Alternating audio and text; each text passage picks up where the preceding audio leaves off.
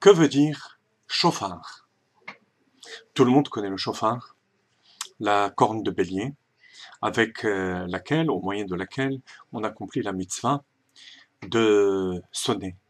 À Rosh Hashanah, les tkiot, cette année, le jeudi matin et le vendredi matin. Ou si on n'a pas pu le faire pendant toute la journée du jeudi et toute la journée du vendredi.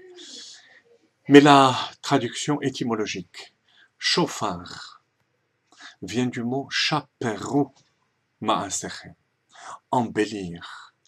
La beauté, c'est le plaisir, c'est le désir. Dans les termes de la chassidoute, le ta'anoug. Par le chauffard, on réveille le désir d'Akadosh Baruch Hu de régner dans le monde. La première fois, ce désir est venu de lui-même, lorsque Dieu crée le monde. Et ensuite, ça dépend du réveil du juif, qui lui-même va réveiller le plaisir, la volonté de se soumettre à Kadosh Baruch Hu. On va accepter sur nous la royauté divine avec désir, avec volonté profonde. C'est ce qui va réveiller le plaisir chez Akadosh Baruch Hu de régner. Et ça, on le fait avec un chauffard, au moyen du chauffard. Comme le roi David dit dans les psaumes, Tik'o bachodesh shofar bakese leyom chagenu. Écoutez l'explication originale du Baal HaTanya d'Admor HaZaken dans l'Écoute Torah. Tik'o bachodesh. Sonnez dans le mois. Le mois habituellement on dit Chodesh Hashana. Chodesh, sans vav d'ailleurs, vient du mot chidush, la nouveauté. On va par nos sonneries amener une nouvelle vie pour toute l'année, une nouvelle énergie divine qui va animer tout l'univers et pendant toute l'année. Bakese, Bakese ça vient du mot kisui. Ça va se produire le jour de Rosh Hashanah où la lune est cachée. Spirituellement aussi, ce dévoilement de la vie divine est caché. Et encore à l'état embryonnaire, à Rosh Hashanah.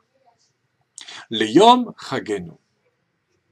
Ça va se dévoiler progressivement à Kippour, et petit à petit, à Sukkot, par le toit de la Soukha, par Shmini Atzeret, par les danses de Simchat Torah, petit à petit, jusqu'à se matérialiser réellement dans ce monde.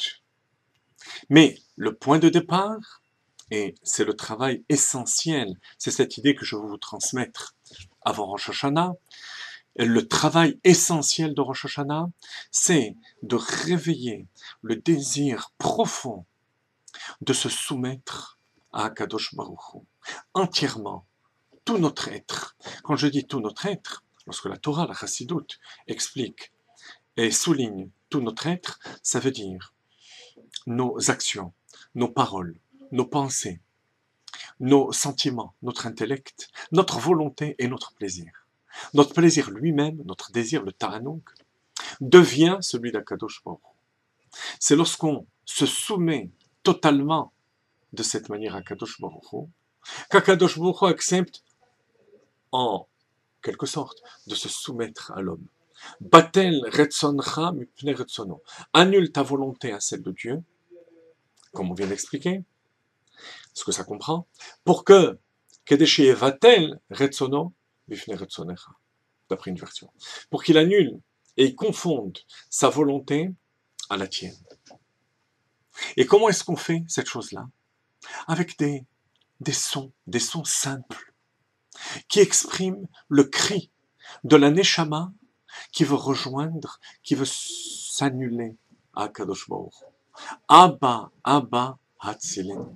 Père, Papa, sauve-moi. Je veux me soumettre, m'unir complètement à toi. Voilà de quelle manière on doit vivre les 48 heures de Rosh Hashanah de cette année Tav Shin Ayin He 5775 qui signifie Tish'e Tefilati, Tish'e Tafshina'inhe, que Dieu agrée nos prières pour une Shana Tova Umtuka, chers auditeurs, à vous, au sein de tout le clan d'Israël, une bonne et douce année, les Shana Tova Tikatev Vetechatem, ou bien les Shana Tova Tikatvi Vetechatmi Shana Tova.